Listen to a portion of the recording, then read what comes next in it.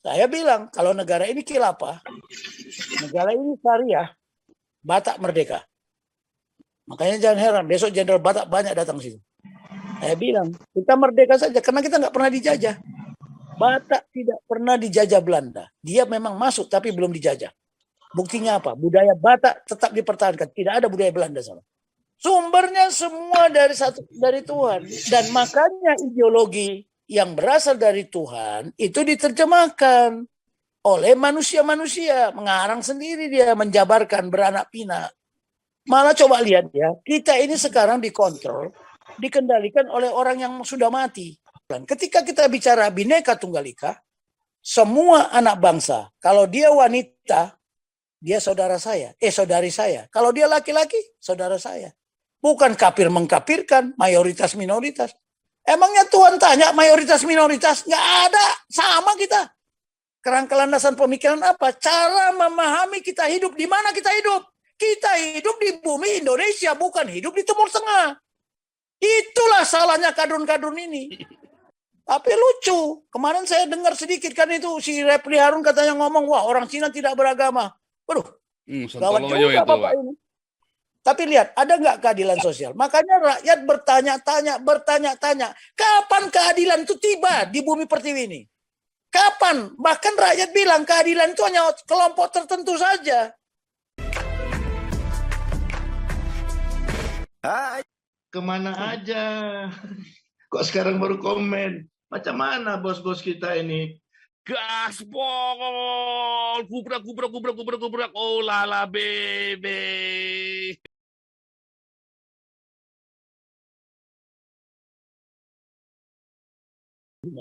Nah, sekarang bicara ideologi Pancasila, kita kembali ke Pancasila.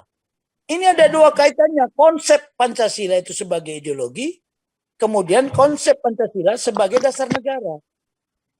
Makanya saya katakan satu-satunya, tidak ada yang lain. Dan satu kali disahkan dan berlaku tetap selamanya. Kalau negara ini mau ada. Kalau negara mau ada, silakan. Saya bilang, kalau negara ini khilafah, negara ini syariah, Batak merdeka. Makanya jangan heran, besok Jenderal Batak banyak datang situ. Saya bilang, kita merdeka saja karena kita nggak pernah dijajah. Batak tidak pernah dijajah Belanda. Dia memang masuk tapi belum dijajah. Buktinya apa? Budaya Batak tetap dipertahankan. Tidak ada budaya Belanda sama. Makan masih pakai tangan. Tapi kalau seperti di Timur Timur, budaya Portugis, mana mau saya udah pernah jadi dandim di sana ya. Orang Timur Timur makan itu tetap harus pakai sendok. Karena sudah budaya Portugis masuk. Ya kan? Nah, beda dengan sumpit. Beda lagi. Ya. Bahkan dulu di Indonesia kita pernah makan pakai daun kan, daun dibikin apa? Nah, yang begini-begini ini banyak tidak dipahami. Kearifan lokal, untayan nilai-nilai. Ya, dari semua suku, itulah yang menciptakan ideologi Pancasila. Oleh bangsa Indonesia menyatakan itu bahwa Pancasila. Tetapi jangan salah, semuanya sumbernya dari Tuhan. Sumbernya semua dari Tuhan. Dan makanya ideologi yang berasal dari Tuhan itu diterjemahkan oleh manusia-manusia. Mengarang sendiri dia, menjabarkan, beranak pinak. Kan begitu. Tuhan tidak suka dengan demokrasi. Musuh kedua Tuhan adalah demokrasi. Kenapa? Karena demokrasi ciptaan manusia. Tuhan tidak pernah menciptakan demokrasi. Nggak pernah. Malah coba lihat ya, kita ini sekarang dikontrol, dikendalikan oleh orang yang sudah mati. Siapa yang sudah mati itu? Yaitu Aristoteles, Socrates, Plato, ya. Siapa lagi satu lagi? Nietzsche. Kita dikendalikan oleh ide-idenya dia. Padahal dia sudah mati di kuburan. Jadi orang mati saja, idenya masih bisa hidup. Makanya bahaya. Ide itu tidak pernah mati. Nah, tetapi coba, Tuhan adil nggak? Justru di mana lahirnya demokrasi, di mana lahir ide-ide itu, negara itu hancur nggak? Yunani hancur nggak? Negara gagal kan? Nah, sekarang Indonesia mau pakai ideologi mana? Ideologi mana yang bisa memimpin sekian banyak suku? Sekian banyak budaya, sekian banyak adat, sekian banyak agama yang paling banyak dan aliran kepercayaan di bumi persada ini. Ratusan aliran kepercayaan itu ratusan loh Pak Paul. Ya. Agama yang diakui 6, tapi yang aliran kepercayaan, loh kami nggak beragama Pak Tobing, tapi kami bertuhan. Ketika saya pernah menjadi ketua seminar, ketua panitia di Palu, yang masalah budaya, datang semua tuh yang aliran kepercayaan itu. Dari Sunda ada, dari Batak ada, dari semua datang. Ya, dari Jawa Tengah ada semua, yang kejawen datang semua. Cuman saya minta videonya ke Palu itu sampai sekarang nggak dikirim-kirim, biar kita buktikan gitu loh. Nah yang begini-begini inilah sekarang ideologi mana yang mampu mengendalikan 17.000 pulau, 17.000 pulau lebih ya. Bagaimana coba sekian banyak suku bangsa kita ini ada berapa coba? Ratusan. Pakai ideologi mana? Halo? Pakai ideologi mana? Beda dengan Cina ya. Cina itu dia udah satu bahasa dulu. Sudah satu wilayah. Dan sudah satu apa? Satu persepsi. Satu budaya juga. Kalau kita kan budayanya berbeda-beda. Berbeda-beda. Tetapi itulah Bhinneka Tunggal Ika. Sebenarnya nggak boleh dipenggal. Bhinneka Tunggal Ika, Tanhana Dharma Manggriva. Tapi Tanhana Dharma Manggriva diterjemahkan lain. Tidak ada kebenaran yang kedua. Padahal bukan itu. Nggak ada kata dua di situ. Tanhana Dharma. Dharma itu apa? Bakti. Jadi pengabdiannya itu tunggal. Menuju ke satu pengabdian. Itu. Tapi dipenggal. Bhinneka Tunggal Ika saja. Bicara Bhinneka Tunggal Ika aja kita nggak sama. Ada orang mengatakan, berbeda-beda tetap satu. Padahal Bhinneka, Bhine itu sudah berbeda-beda. Eka itu udah satu. Nah, ditambah lagi tunggal, ditambah lagi ika. Pemahaman ini apa kita pahami sama dengan perbedaan berbeda-beda tapi tetap satu? Oh tidak, ada kata satu di situ. Ada tunggal, ada ika, ada bine eka. Loh, bingung lagi kan? Bingung lagi. Ya saya mendalami itu pelan-pelan. Ketika kita bicara Bhinneka Tunggal Ika, semua anak bangsa, kalau dia wanita, dia saudara saya, saudari saya. Kalau dia laki-laki, saudara saya. Bukan kafir mengkafirkan, mayoritas minoritas. Emangnya Tuhan tanya mayoritas minoritas? Nggak ada, sama kita. Nah, kemarin saya khotbah juga di gereja. Kalau saya berdoa, tidak pakai Bapa kami yang ada di surga, boleh nggak? Saya menyebutnya bukan Bapa, Ayah. Ayah kami yang ada di surga. Para jemaat bingung. Kenapa bedanya Bapak dengan Ayah? Saya bisa panggil Pak Paul Bapak. Bapak Paul. Bapak Anu, Bapak Anu, Bapak Anu. Tapi saya tidak bisa manggil Pak Paul Ayah. Tapi saya anak Tuhan. Anak kerajaan Tuhan. Lah kalau ayah saya panggil Bapak ke sana, saya terus manggil ayah saya Bapak juga. Berarti saya manggil Tuhan apa? Kakek kan gitu. Kenapa saya harus manggil ayah? Ayah saya juga manggil ayah? Atau manggil Bapak lah, katakan menurut terminologi yang universal. Halo? Nah, kita ini konflik terminologi dan konflik paradigm. Saya mau kasih tahu, what is paradigm? Secara umum ya, paradigma itu adalah kerangka landasan pemikiran kita. Kerangka landasan pemikiran apa? Cara memahami kita hidup, di mana kita hidup. Kita hidup di bumi Indonesia, bukan hidup di Timur Tengah. Itulah salahnya kadrun-kadrun ini. Itulah paradigm. Ya. We are living di mana kita live. How to think. Ya, di mana kita hidup. Where we are live in. Beda dong. Paradigma orang Cina ya beda dengan paradigma kita. Nggak sama. Tapi lucu. Kemarin saya dengar sedikit kan itu si Refli Harun katanya ngomong, wah orang Cina tidak beragama. Waduh. Gawat juga Bapak ini. Iya, tapi dia nggak tahu kenapa nabinya bilang kalau perlu belajar sampai ke negeri Cina. Loh, saya juga bilang di Indonesia, kamu capek-capek belajar ke negeri Cina. Itu Cina banyak di hadapanmu, kenapa nggak belajar sama dia? Saya bilang gitu. Loh, iya kan? Loh saya bilang, loh itu banyak orang Cina. Ngapain harus ke negeri Cina? Orang sini banyak Cina, belajar aja sama dia. Loh, belajarnya dari mana Pak Tobing? Loh lihat. Konsep filosofi mereka itu beda. Beda. Nah, kalau yang baik kenapa tidak diambil? Saya pernah punya teman ya, satu keluarga, tadinya orang kaya jatuh miskin. habis semua hartanya. Ya, kebetulan adik bapak saya itu banyak kerja di perusahaan itu. Tahu nggak? Begitu dia merantau ke Jakarta, 1 telur asin dibagi 4, Pak Paul. 1 telur asin untuk makan tuh dibagi 4 orang. Hidup dia, tapi mereka sekarang hidupnya apa? Sejahtera. Saya lihat punya keluarga bagus, hidupnya sejahtera, punya ekonomi yang baik. Karena dia belajar setengah mati. Kenapa? Why? Mengapa? Saya melihat begini. Ya, saya melihat saudara-saudara kita dari sana, pagi-paginya ibunya sudah ngulek tahu. Udah bangun ngulek tahu. Anak-anaknya kan melihat. Tapi ada satu suku, pagi-pagi ibunya malah bersolek aja kerjanya. Ada nggak? Ada. Nah, kalau orang Batak lain lagi, bapak-bapaknya malah minum-minum tua aja kerjanya. Ya, maaf ini Raja Uti. Ya kan, ibunya pergi ke sawah. Anaknya netek aja masih nanam padi, cobalah. Jadi dan sejak kecil udah lihat, waduh, begini ya. Ibu saya berjuang. Nah, tanya aja Raja Uti di Tarutung sana, coba lihat. Ketika ibu-ibunya pada hamil, itu penghasilannya pasti kurang, nggak ada yang menenun lagi kan? Nah ini masing-masing suku ada kelemahannya. Hanya mabok, minum tua, aduh pusing dah, ya kan? Nah, untung yang udah di perantauan, ada Batak tembak langsung, ada Batak yang langsung sudah di Jawa ini. Tapi itulah budaya. Terus mau diapain? Nah sekarang cobalah ideologi Pancasila ini, bagaimana memasyarakatkan ideologi Pancasila.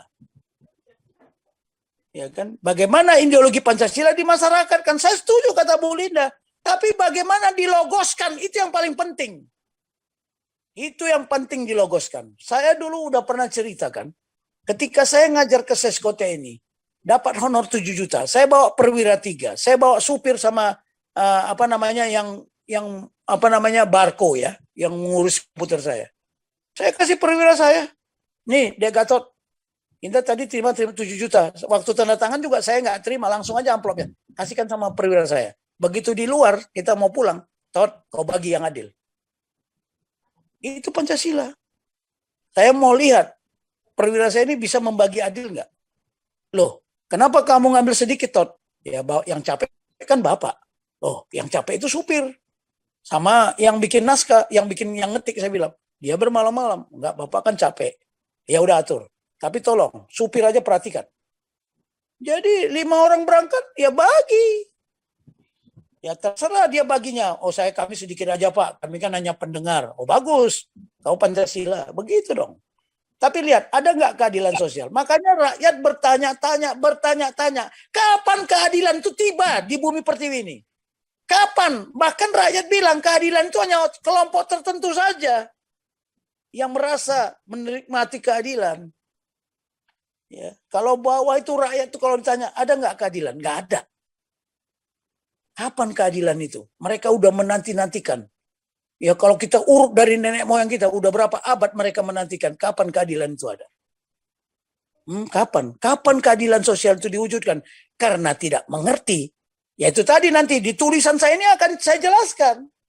Bahwa Pancasila itu, kelima silanya itu tidak boleh dipisah-pisahkan, tapi menjadi satu keseluruhan. Satu keseluruhan itu apa? Dia harus diwujudkan sebagai strategic vision. Dan konsep strategik, landasan keadilan sosial itulah sasaran. Kalau strategi itu ada 3, harus lengkap. Kalau enggak 3 unsur itu ada di situ, itu tidak disebut strategi. Apa sih sasaran yang ingin dicapai? Apa goal yang ingin dicapai? Apa objektif yang harus diwujudkan? Ya keadilan sosial bagi seluruh rakyat Indonesia. Itu sila kelima. Walaupun dia di belakang, dia harus menjadi yang terdepan. Kedua, caranya bagaimana supaya bisa diwujudkan? Cara. The ends, the goals, the objective, the ways. Metodenya seperti apa? Ya harus kedaulatan rakyat, sila keempat. Tapi kekuatannya ada di mana? Ya di semangat persatuan Indonesia. Tapi semangat persatuan berdasarkan apa? Apakah berdasarkan khilafah? Apakah berdasarkan syariah? Atau berdasarkan komunis? Berdasarkan kapitalis? Oh tidak. Berdasarkan ketuhanan yang Maha Esa. Dan kemanusiaan yang adil dan beradab. Kalau manusianya serakah, nggak adil. Dia tidak beradab. Bangsa ini hancur ya. Hancurnya gara-gara korupsi, hanya itu tadi, keadilan hanya untuk sekelompok manusia. Sampai hari ini kita bisa buktikan. Yang itu yang harusnya masuk penjara.